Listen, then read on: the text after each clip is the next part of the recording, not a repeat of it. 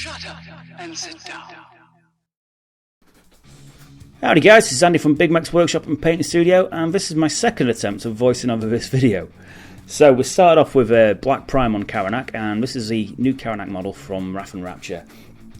So the first layer is a mix of Decay Black and Karanak Hide. It's around about 50-50. You can see just a subtle undertone of brown there. This is the second layer of the same colour. And I'm just pulling all the paint is aiming towards the higher sections of the muscle tone, and I'm really stretching those highlights down to get a really cool blended look on the model. Once I've got that layer down, I've now added some Bloodfest Crimson, which is a scale 75 paint, which is a really browny red colour. Now adding that into just start getting that red tone, what you'd expect with a Cornate model.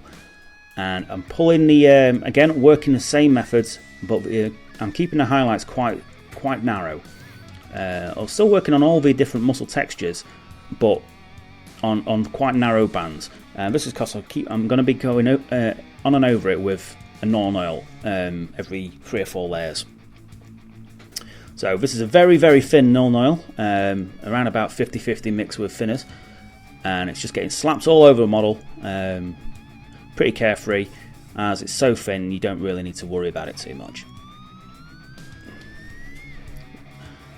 Once you've got a decent coat of that, obviously it has to take a few minutes to dry, so it's definitely worthwhile having something else to paint whilst you're at it, just to it gives you time for the frequent washes to set properly and keep you occupied whilst you're doing something whilst you're doing it. So now I've added a touch of corn red into it.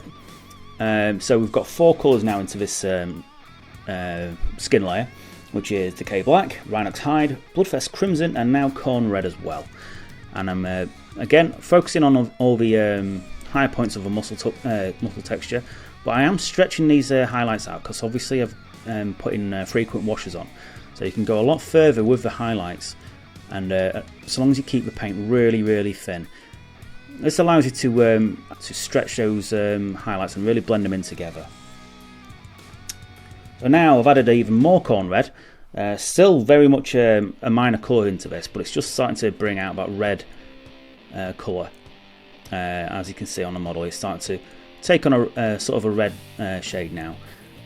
And I'm again doing exactly the same thing.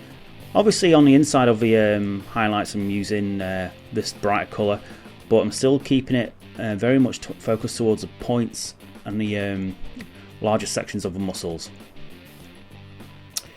Again, added some more corn red. This is a 3rd layer of this now. Pulling all the muscle texture with the current mix. Now, if you notice, I'm not going over the sort of the scaled areas of the model. This is fully onto the muscle texture on the bare skin. Now, the scale colours I'm using very different colour palette for, but the methods are pretty much the same.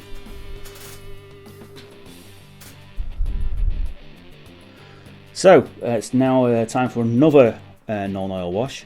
Again, it's just to bring that depth back into the model, pull those blends together, and just to add a bit more distinction to the muscle texture, covering up any of the areas of messed up on.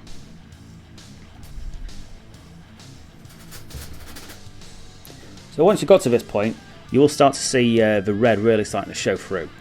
And again, I am throwing extra corn red into it. So now it's around about 50-50, maybe 60-40 corn red to the other colours. And as you can see, I'm just starting to focus on the leading edges now of the muscle textures, and obviously on the claws and the facial features. Now, apologies, I'm slightly off camera at this point, as I was trying to get as good an image as I could, but obviously a little bit out off camera. But as you can see, I'm just focusing around the scar tissue around the branding with that now brighter colour.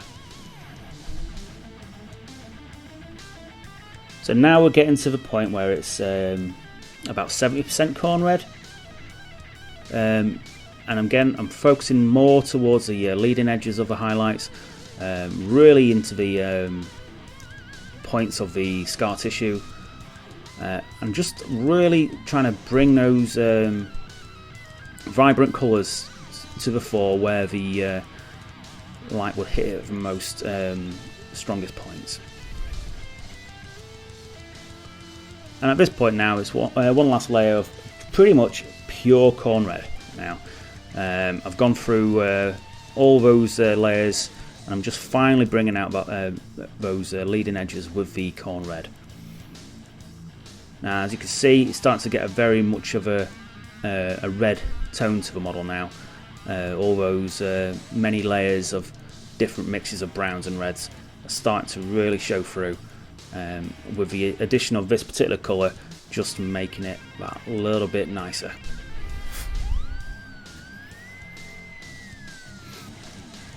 As before, it's had a very, very thin non-oil, and I'm now adding some Vallejo game colour fire red to the corn mix.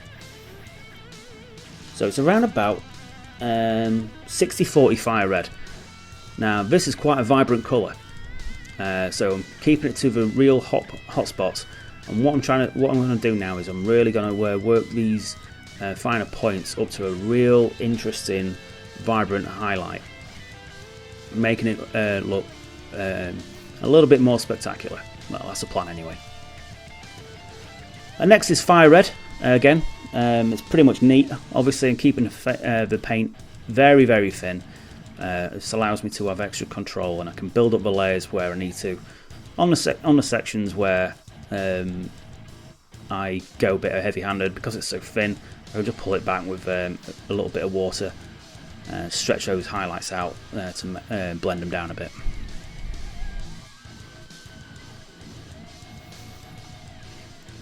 Next is Tusker Fur, going into the final highlights of the model. Now, because it's so thin, you can get away with just going straight onto it, and it shows, as long as you use a thin paint, the previous colours will show off through it, leaving you with really cool, bright highlights what don't stand out too much. So you just get these nice fine points. As you can see, I'm using a 00 at this point, just to get the tiniest highlights I can with the equipment available. It was a nice change to do a model like this, as it's been a while since I've not done anything since I've done something without an airbrush. It was a nice change of pace. So this is now Tinderloss Red by Scale 75, just building up that layer. Now, thinking back, I probably wouldn't have bothered with the Tinderloss layer because I wanted a sort of a purple colour, although I was still blending into the red. I should have gone straight for a purple and blended backwards, which would have been a lot quicker. So now it is a 50-50 mix of Scale 75's Bloodfest Crimson and Tinderloss. Bloodfest Crimson is a bit more on the purple spectrum, so I'm starting to get the colour what I wanted, but it's going to take a long time if I do, to continue to do it this way, which is why I would have probably just started off with Nagroth Night by GW, and you will see why in a minute.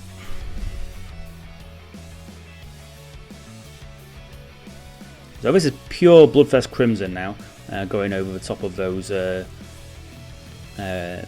deeper reds. Now obviously, as you can see, I'm also doing the same thing on the scale sections as well. So the scale sections and the crest are all going to be a sort of a deep, rich purple colour.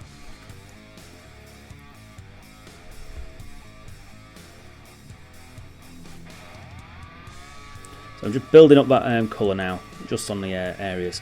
So now I've decided to start thinking a bit and using Nagroth Night.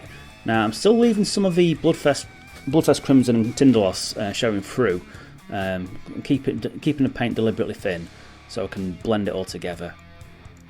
But as you can see, the purple going from Nagroth to as the first colour would have been a lot easier, and now I'm just blending the three colours together using a combination of Nagroth and Bloodfest and Fire Red, keeping the paint really, really wet, on the model and just blending the paints through each other. So here we are, we've got the base layers down now on the Crest. So I'll now add a touch of thin down Army Painter Red Tone. You could use Caribou Crimson for this, similar sort of shade. I went with Red Tone, it's a little bit stronger and a little bit darker than the Caribou Crimson, but both are equally usable. And I'm just getting the slaps on there, as it's only a really thin wash, so I don't really need to concern myself too much with blocking out any detail. And now I'm starting to do the blending work. So this is a mix of 10:1 of Naggoth Night and Resurrection Flesh. As you can see, it's very, very subtle transitions, and I'm using that on all the ridges of the crest. And obviously I'm doing the same thing on the scale texture as well, but it's a lot easier to see it on the crest than it is on the scales. So now I've doubled up the amount of Resurrection Flesh by scale 75 into the Naggoth Night, so it's around about 10:2 now. I'm starting about 2/3 of the way down from where I started with the first layer, stretching that highlight up to a vibrant point, but also giving myself plenty of room to extend the highlights should I need to. And now this is a probably about 4 to 10, about 40% Resurrection Flesh now. Again, I'm using 2/3 of the last layer as the start point. It allows me to just pull that highlight out a bit. As you can see, the red from the wash is starting to show through a little bit now against that bright purple. So next it is Corn Red. No, it's not. I'll try again. Next is a extra highlight with some more Resurrection Flesh. Just finishing off those pointed tips of the crests. Starting to bring those to a nice high contrast point. And I'm just keeping on with the same methodology, around about 2/3 of the previous colour. Now it's around about 60% Resurrection Flesh now at this point. Now Resurrection Flesh is a sort of a greeny shade of flesh colour, so maybe Karanak Stone will probably be a good GW transition colour for it. But anything from that sort of greeny bone colour would mix well to get this sort of shade. So now this is a pure Corn Red. Now, as you can see, I'm starting to use really, really thin layers. I'm starting from about halfway down it, and I'm stretching that purple down into the red, really blending the two together. Now obviously I'm using a really, really wet paint here, so the purple will show through. I'm trying to do my best to control the paint and keep a nice point on the brush, so the paint goes exactly where I want it to. I'm just continuing to build that layer up with the pure corn, using a bit of moisture to soak the paint back up if I get a little bit excessive, as I want that purple to show through and just blend it in nicely together. Now this took a long time to do, this stage, because obviously getting the paint consistency right so it blends nicely is essential. So just remember, keep the paint incredibly thin. It's almost a wash consistency, maybe a little bit thicker, and just gives you time to control it. So now I'm adding a touch more of the Resurrection Flesh into the leading points of the purple on the crest, just to add some extra vibrancy to the ends of the model. Now at this point you'd probably be wise to put a varnish on the model, so whilst you're handling it, you're not going to be ruining any previous paint job. Something I forgot to do, and I did have to do a few patch ups on the end of the model's nose, etc. So onto the bone. It is XV88 by GW, and that is going on all the spikes. I'm doing a different colour for the teeth, so I use a different type of bone colour for the teeth, so I leave the teeth separate.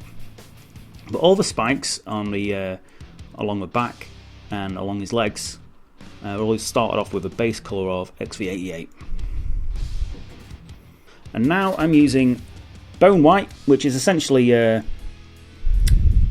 Screaming Skull by GW.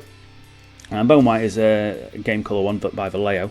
And what I'm painting in is sort of bone streaks in the colour. I'm using a very vibrant colour for this, as that allows me to blend them back together using thin paints and washes, of course. Just to add sort of streaks of dark and light shade onto the model itself, onto the bone. So now I'm going back with the XV88 to add some, with a really thin brush, to thin out those bone colour streaks to make it look more natural, and also add some of the extra depth into the base colours as well. And I'm just going backwards and forwards with the bone and the XV88 at this stage, just to make the stripes look more organic. So once that's been done, I use 4 separate washes of really thin army painted strong tone. Now this could be used instead of Agrax Earthshade. Going back, I will probably have used Agrax Earthshade again instead, or maybe a couple of layers of that and a couple of layers of sepia. But the all it's for is, as it's so thin, I'm just pulling those 2 separate colours together using the wash to blend them. So once that's finally set, which as you can imagine took a while, as it was four layers each having to dry in between, it's now a 50-50 mix of Off-White by Vallejo and Bone White, again by Vallejo, which is essentially just Ceramite White or White Scar mixed with Karanak Stone. I'm using it for this leading edge of the spines and spikes to get a sort of a nice edge highlight on the tops of the spiky bits. So now into the insides of the mouth, which is just really simply dark flesh for the insides of the mouth. I wanted it to be sort of a naturally sort of dingy red colour, just like the insides of any animal's mouth, but it's only just taking one layer, as there's very little to highlight.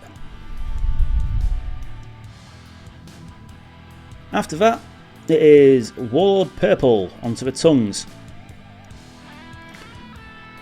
which is a very vibrant pinky purpley colour, which complements the rest of the model really nicely, but also stands out a little bit against the model as well, just to give it a little bit of extra colour into the facial areas.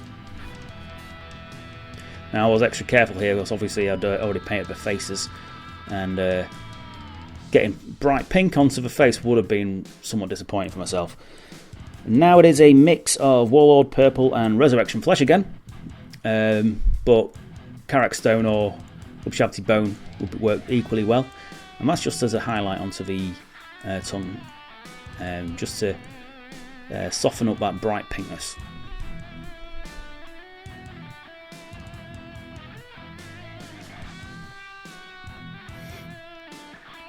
So now, as mentioned earlier, I'm using a very different colour base for the teeth, which there are a lot of, as this guy's got 3 heads. So yeah, you're in for a bit of work on this one, which is Pale Yellow by Vallejo.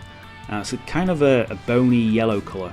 I wanted a sort of a natural sort of yellowy teeth colour to the like what a dog has to the animal's face.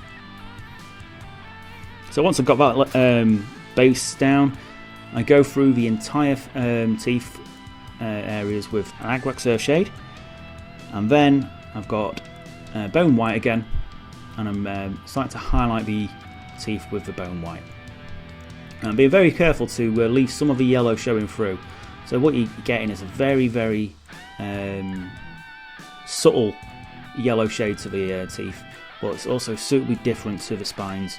Like you can see, you've got the different sort of, not necessarily a different material, but different conditions that they have to exist in. So now I've added some off-white into the mix, and I'm throwing some final point highlights onto the teeth, just to give them that shine, what you'd expect with animal teeth, with that subtle yellow undertone up towards the gum areas, making them look a bit more lifelike.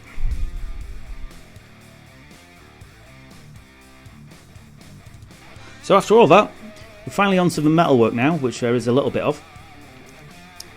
This is Vallejo's Bright Bronze, which is a really cool colour for metalwork, and it makes really interesting branding marks. I also did the same on the brass collars as well. So all the metalwork is done in the same way. So once the Bright Bronze is down, it's Drakenhof Nightshade as a wash across all of the brass work or bronze work, to add a subtle sort of worn, dirty effect to the overall colour of the bronze work.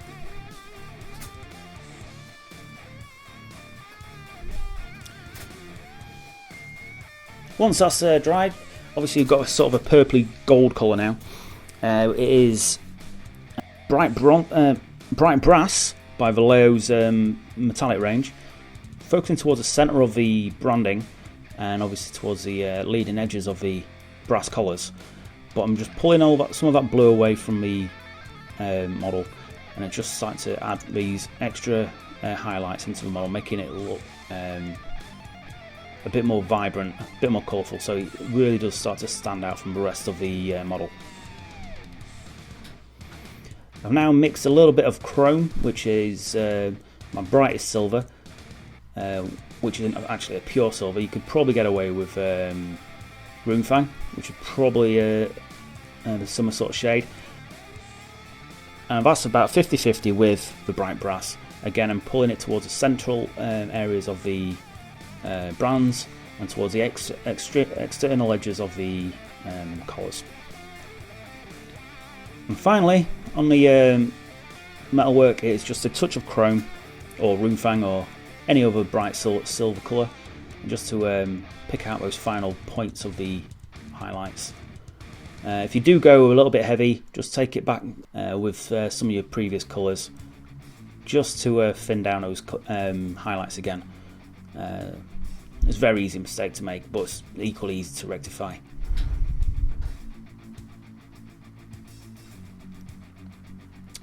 So I'm on to the fur or smoke. I couldn't decide which one it was, so I went for something in between of fur or fire. So I've gone for a black grey by Vallejo as its base. I've gone sort of a smoky fur colour onto all the fiery fur, including those sections underneath him, all around his feet, etc.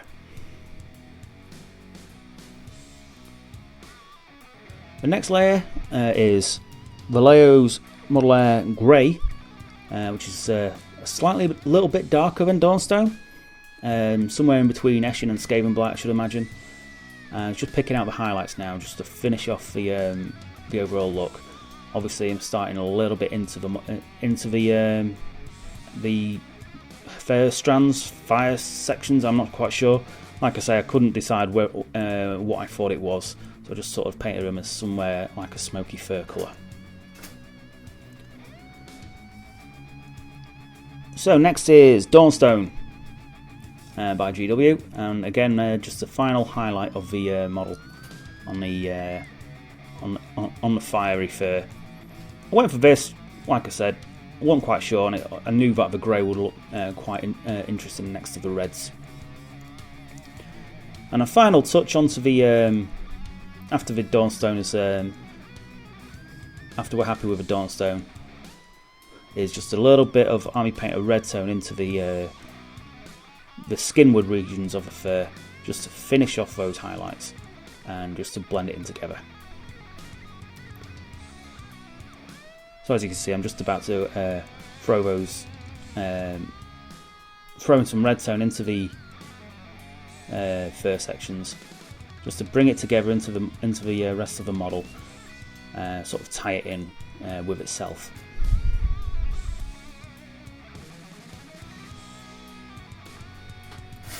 There we have it. That is Karanak all painted up. This was done for a friend, as I really fancied painting a model. It was a lot of fun to do. Nice change from not using an airbrush.